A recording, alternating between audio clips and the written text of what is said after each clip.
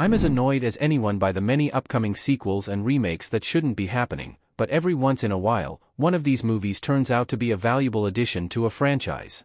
The announcement of most legacy sequels or follow-ups to solid standalone movies raises eyebrows when everyone knows that it has the monumental, if not impossible, task of living up to the original's legacy. It takes a well-thought-out approach and some luck to convince the audience that this sequel is not completely meaningless. However, the best movie sequels that fit these criteria organically expand the characters' stories, so it feels like they were always meant to be a part of the series.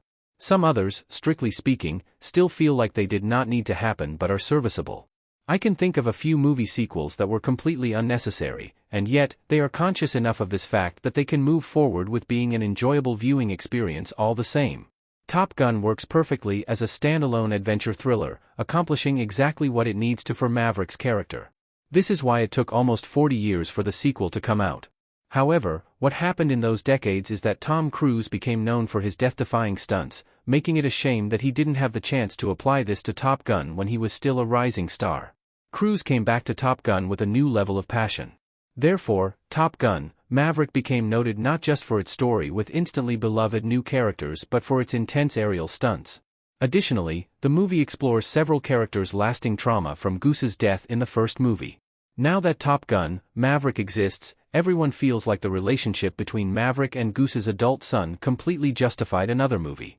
My reaction to seeing the trailer for Kung Fu Panda 2, back in the day, was something like thinking it was nice that they were making a sequel, and I was sure it would be hilarious.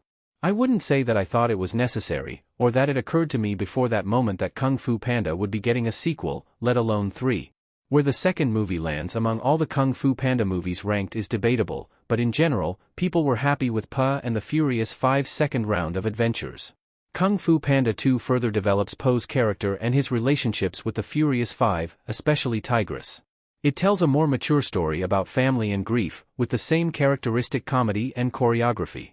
It then sets up a solid story for Kung Fu Panda 3, less so for Kung Fu Panda 4, but the results of these sequels are another matter entirely. Overall, Kung Fu Panda 2 built upon the spectacle and themes of its predecessor well.